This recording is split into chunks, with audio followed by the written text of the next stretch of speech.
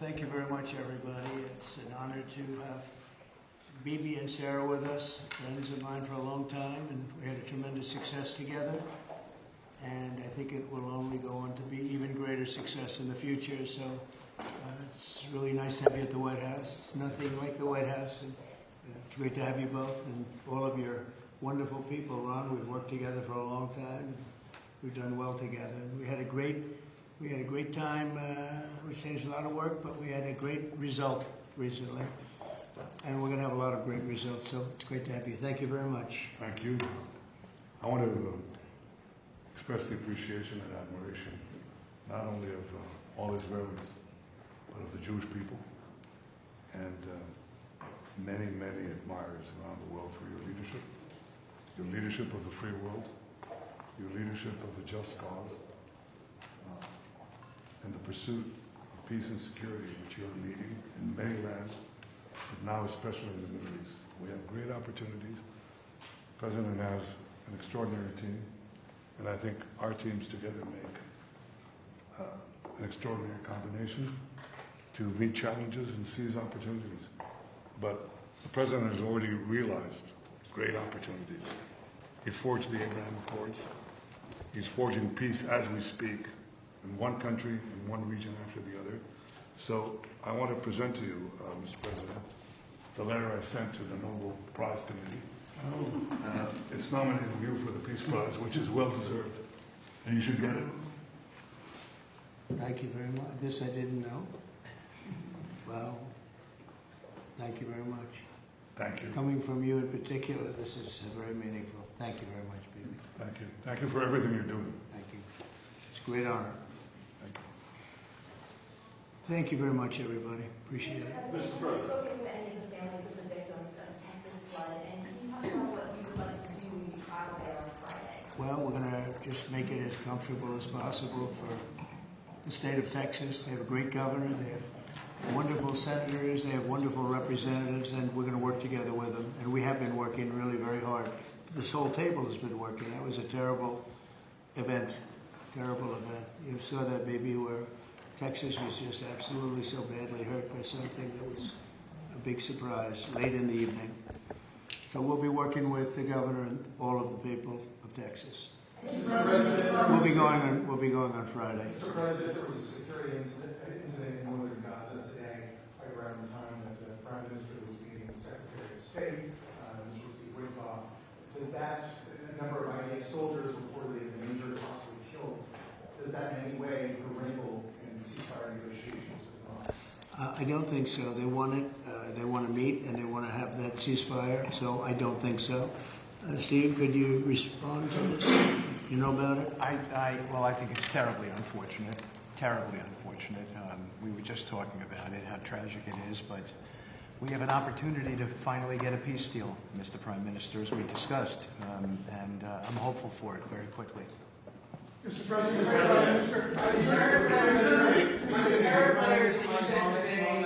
final offers, or are they More or less final offer. So South Korea, Japan, Look, we're always subject to negotiate something that's fair, but we've talked to most of the countries, and pretty much they've had their way for many, many decades, as you know.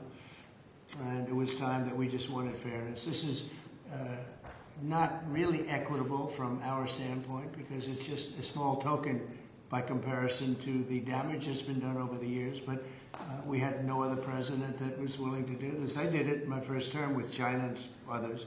We took in hundreds of billions of dollars of tariffs. No inflation, the most successful period of time that we've ever had financially in the country. The first term.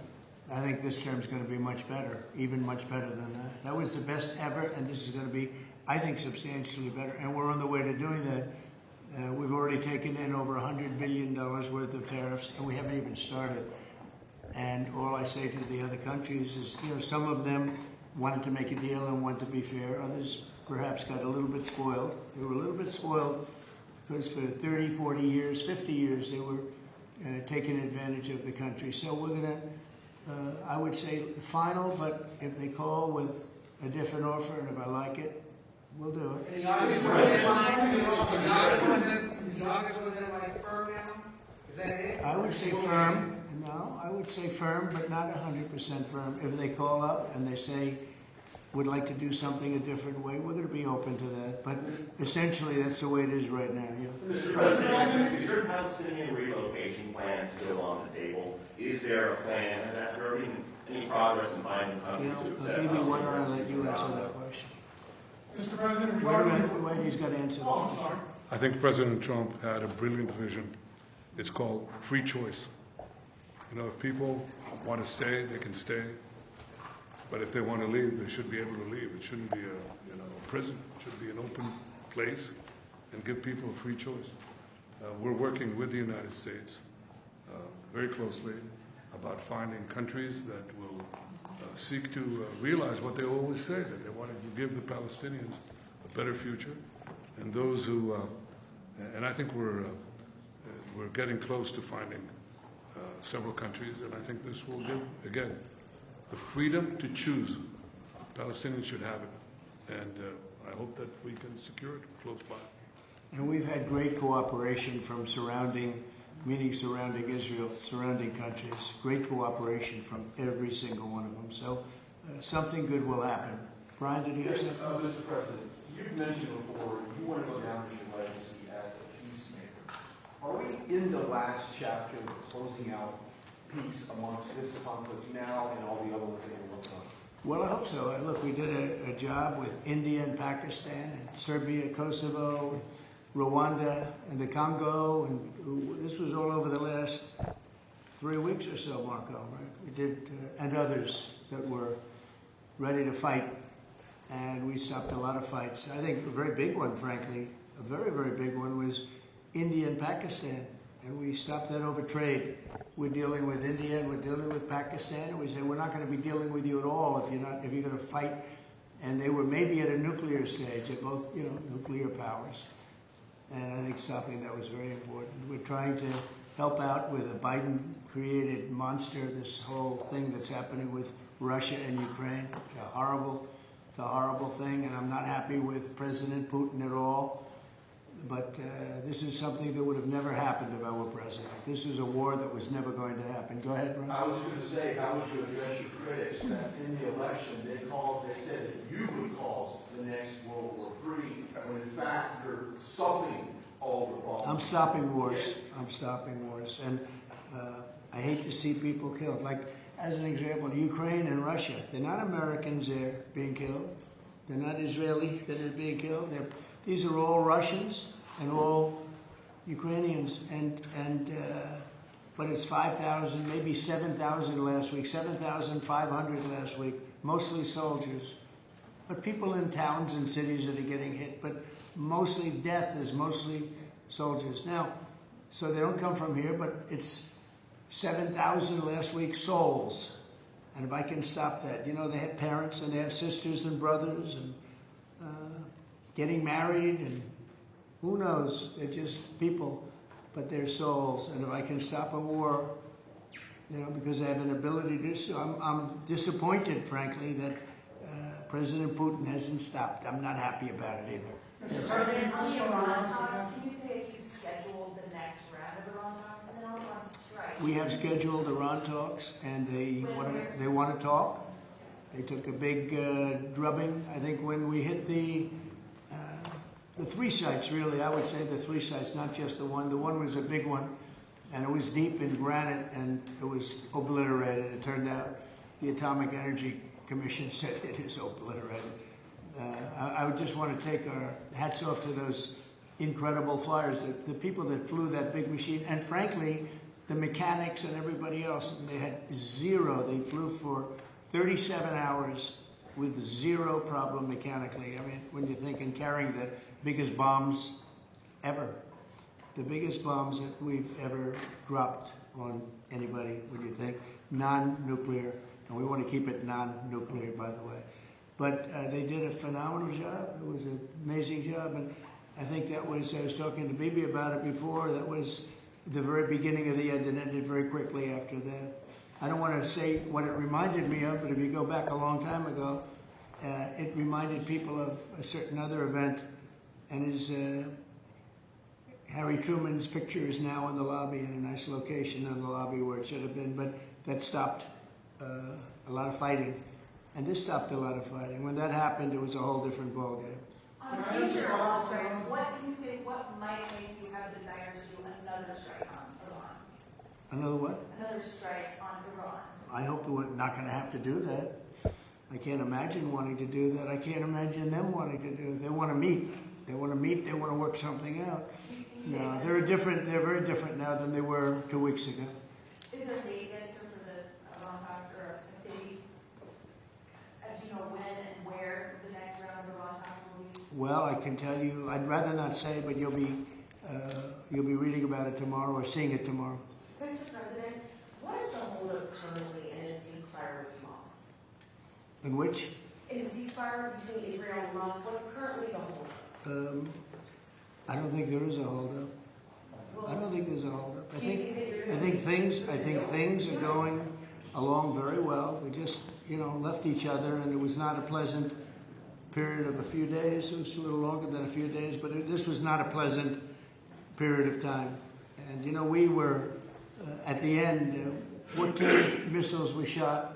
And every single missile was shot out of the air. It was pretty amazing. That was sort of the end. And they told us they were coming and where they were and what time they were coming. And they said, if you'd like to have a different time, we'll do that. And that's respect when they do that. I appreciated that they did that. There was no surprise. We got the soldiers out of the base in Qatar, in this case. But they knew they were coming. 14 missiles were coming. 1 o'clock, they said, would you like to make it later? He said, no, let them come at 1 o'clock. And at 1 o'clock, everybody was, as you know, over 5,000 people left the base. And we had 3 gunners and 3 assistants. And out of the 14 that were shot, all 14 were knocked down. And that was the end. That was about it. And we had a rough time. But sometimes, sometimes you need the rough time in order to get. I think things are going to be really settled down a lot in the Middle East. And they respect us, and they respect Israel. They respect a lot of things that took place. Nobody's ever seen equipment like what we sent over to knock out those sites. But when those sites were knocked out, that was the end. Do you think that there can be a two-state solution that creates an independent? I don't know. I'd ask Bibi that question. You have the greatest man in the world to answer that age-old question, two-state. Go ahead, you give him your honest answer. I think the Palestinians should have all the powers to govern themselves, but none of the powers to threaten us. And that means that certain powers, like overall security, will always remain in our hands. Now, that is a fact, and no one in Israel will agree to anything else because we don't commit suicide. We want life, we cherish life for ourselves, for our neighbors, and I think we can work out a peace between us and the entire Middle East with President Trump's leadership, and by working together, I think we can establish a very, very broad peace that will include all our neighbors. Mr. President, I have a question on Iran. You asserted that there's complete and total destruction of their nuclear facilities. So what is the basis of the talks going forward? Is it to cap future nuclear activity? Is it ballistic missiles, terror support, economic-based opportunities? It's really a good question, because if you remember when it was done, I sort of said, what's the purpose of talking? It's been knocked out completely. But they've requested a meeting, and I'm going to go to a meeting, and if we can put something down on paper, that will be fine. That'll be good. I think they've gained a lot of respect for us. I think they've gained a lot of respect for Israel also. But they would like to meet, and we're going to have a meeting. Steve, when is that meeting going to be? Do you want to say it? Rather, very quickly, in the next week or so. So we'll see what happens. I think it would be nice to memorialize it, put it down, but because of the incredible result of that attack, if you want to call it an attack, I didn't think it was necessary to have it in writing. I think we spoke. I mean, that speaks much louder than writing. But I can also understand why they'd want it. And they've been very nice. They've been very respectful. And it began by them telling us about 14 they had to do. You know what 14 represents, right? Do you know what 14 represents? Right? You know that, right? The number of bombs dropped. So it was, representative. We got them all. Yeah, please, behind you, please. No, you. Oh, me? So this is a question to the Prime Minister. The likely next mayor of New York City, Zoran Maldon, a Democratic socialist, the vocal critic of Israel and of yourself, and has said he would arrest you if you came to New York City if he was mayor. Is that something you take seriously, or are you concerned about that? Do you have a response to that? No, I'm not concerned about that. I'll get him out. Look, there's enough craziness in the world, but I guess it never ends. I mean, you have this is folly, and it's it's silly in many ways because it's just not serious. But what is serious is the question I was asked before. After October 7th, people said the Palestinians had a state, Hamas state in Gaza, and look what they did with it. They didn't build it up; they built down into bunkers, into terror tunnels. After which they massacred our people, raped our women, beheaded our men, invaded our cities and our towns and our kibbutzim, and did horrendous massacres, the kind of which we didn't see since World War II and the Nazis, the Holocaust. So people aren't likely to say, let's just give them another state, it'll be a platform to destroying Israel. We'll work out a peace with our Palestinian neighbors, those who don't want to destroy us, and we'll work out a peace in which our security, the sovereign power of security, always remains in our hands. Now people will say it's not a complete state, it's not a state, it's not that. We don't care. We've vowed never again. Never again is now. It's not going to happen again. So we'll see you in New York next year?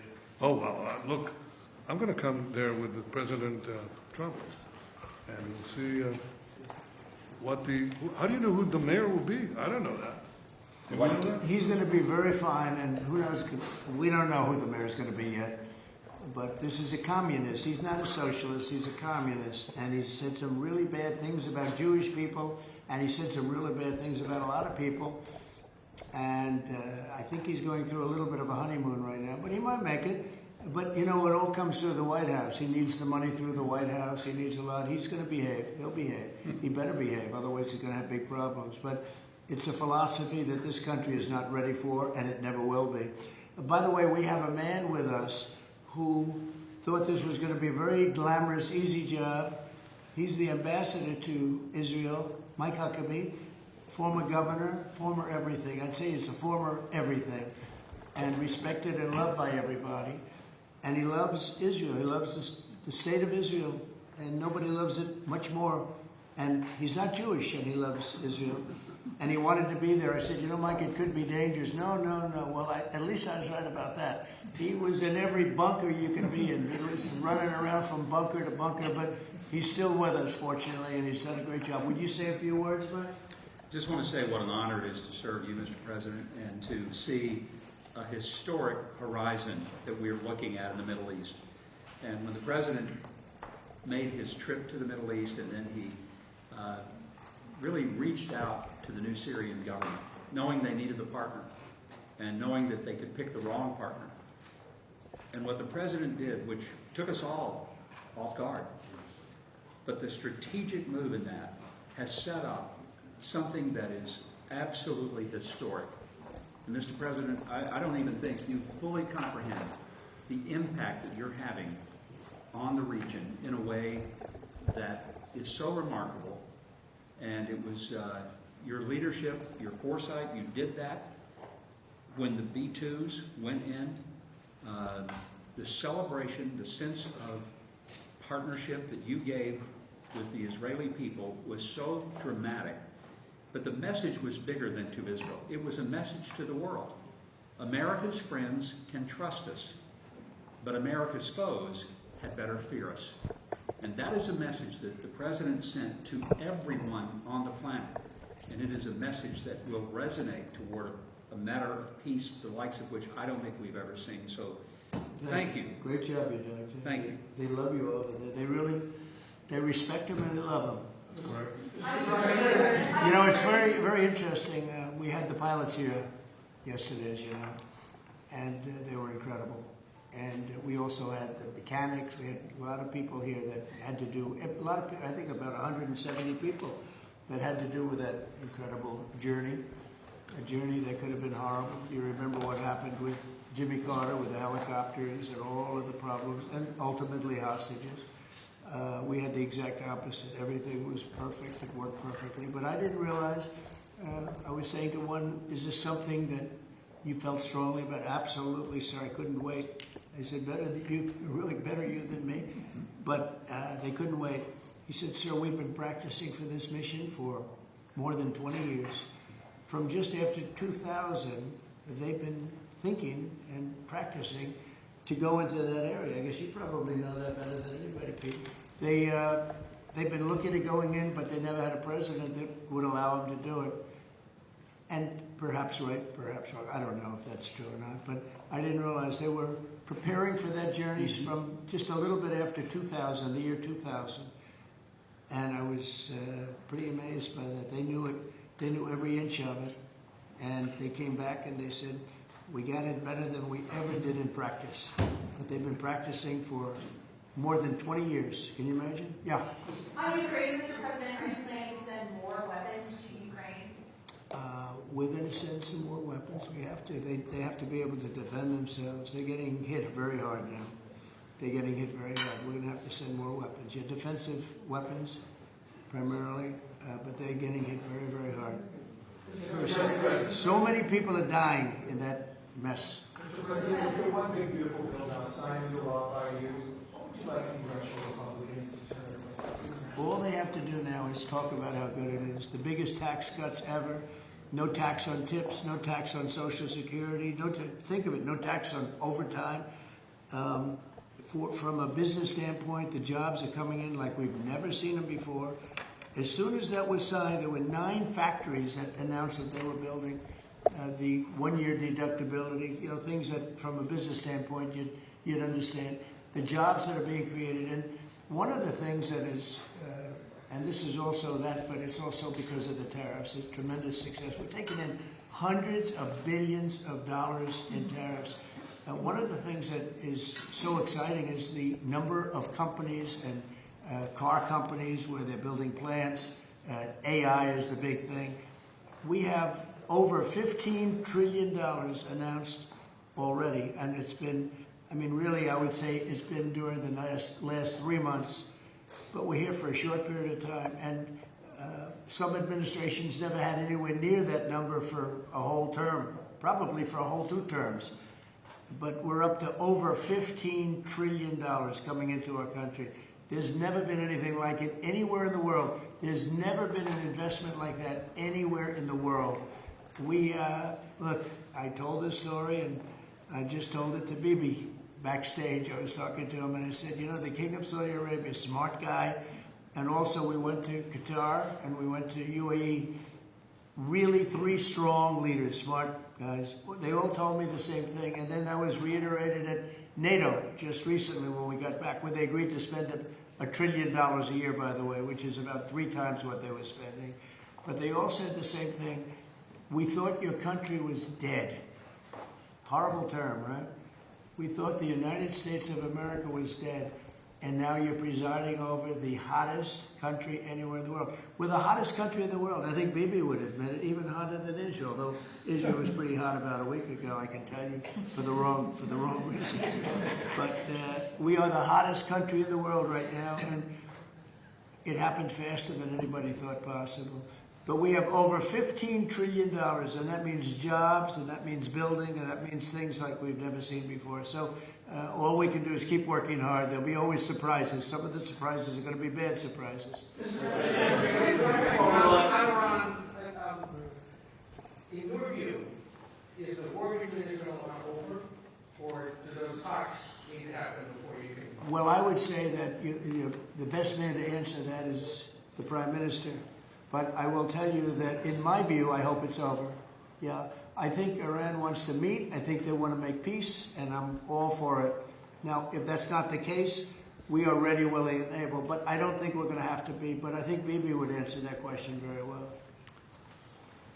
I think the partnership between Israel and the United States, the partnership between President Trump and me, produced a historic victory.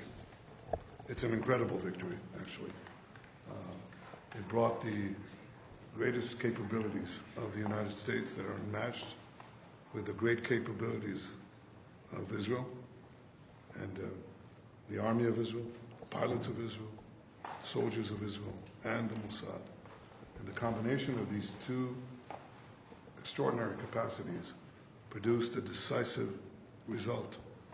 It set back the two tumors that were threatening the life of Israel, the nuclear tumor and the ballistic missile tumor, because they were planning to build 20,000 of these things and launch it on a country the size of New Jersey. And no country could withstand that. So what do you do when you have two things that are going to kill you? You have to remove them. With our combined effort, we did. But when you remove a tumor, doesn't mean that it can't come back. You have to constantly monitor the situation to make sure that there's no attempt to bring it back. So we've had a great achievement, and I think part of the effort of consolidating this and ensuring that we don't have to repeat this is to monitor this carefully. Of course, the President and I are talking about it, our teams are talking about it, but there's no question this is a historic victory, and I think, as was said here today, this has already changed the face of the Middle East. But it's not over yet. But I think that there is an opportunity here to create a historic expansion of the Abraham Accords, which were themselves an act of history, that deserve a Nobel Prize for the President. But I think the opportunities are much bigger, and I hope, I'd like to believe, that Iran would not test our fortitude, because it would be a mistake. It's better to go a different way. Do you believe the regime change is still necessary here? I think it's up to the people of Iran. Mr. Prime Minister, speaking on Syria, the Trump administration was fully supportive of the changes in Syria, backing the new regime there. Obviously, your government more cautious from a security standpoint. Are you comfortable with the pace of change, with the security situation vis-a-vis Syria right now? I think there's an opportunity to explore. I think that everyone understands that the situation has changed. Before that, Iran was essentially running Syria, okay, directly through Hezbollah. Hezbollah has been brought to its knees. Iran is out of the picture. So I think this presents opportunities for stability, for security, and eventually for peace. And I think that's been opened up also by the fact that the President has opened up a channel. So they have something. There's a lot to lose by going back to conflict. And there's a lot to gain by moving towards peace. And I think that opportunity has been opened by the President and by the changed security situation which we brought about with the collapse of the Assad regime. Are there direct talks with the Assad government? Now, let's suppose there were. Would I answer yes? No. Right? That's my duty to ask. Right?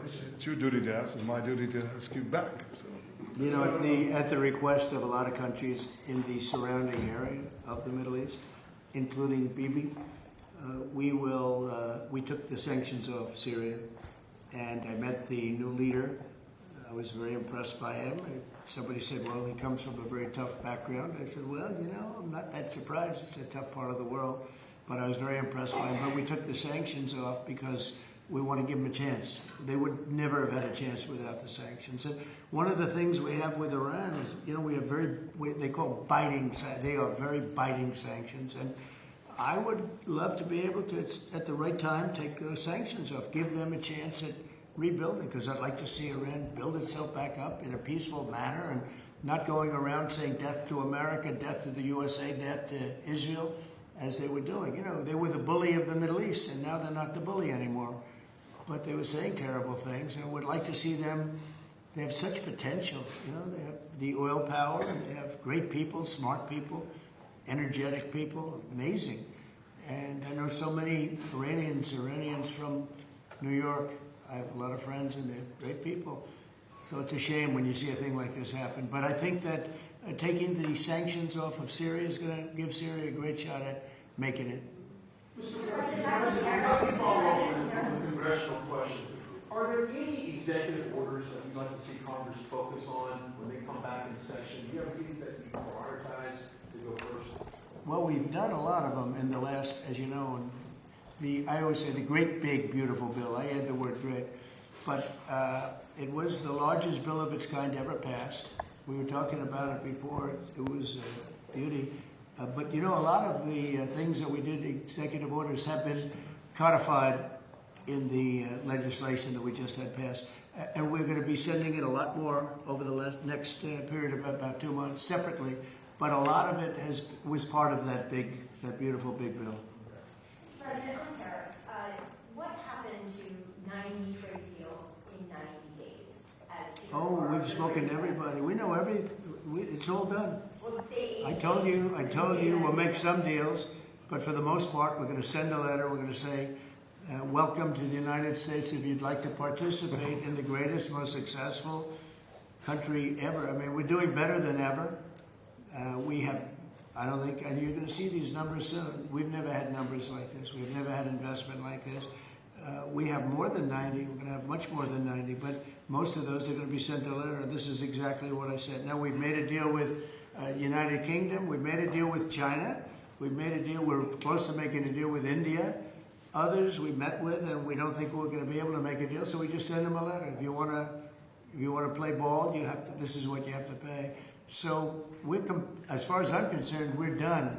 We're sending out letters to various countries telling them how much tariffs they have to pay. Some will maybe adjust a little bit depending if they have a cause. We're not going to be unfair about it. And actually, it's a small fraction compared to what we should be getting. We could be asking for much more, but for the sake of relationships that we've had with a lot of really good countries, we're doing the way I do it. But we could be getting a lot more. We could ask for a lot more than what we're asking for. What you say we're done because you're sending the letters to follow what Ed had asked earlier. You're counting these as deals by saying, here's the tariff rate. We're going to. I'm saying here it is. Congratulations. Welcome to the United States. I hope you make a lot of money, and you're going to pay us money. They were ripping us. They were charging us tariffs at levels that nobody's ever seen before. We have some countries that were charging 200% tariffs and making it impossible to do business. And what the tariffs are doing is they're driving people in and companies into the United States. That's why we're building all of the work that you see happening in this country right now, and it's at a record level. All the factories, all of the AI institutions that are being built, it's largely because, I think it's because of November 5th, a good election, and I think it's because of the tariffs. Thank you all very much. Thank you.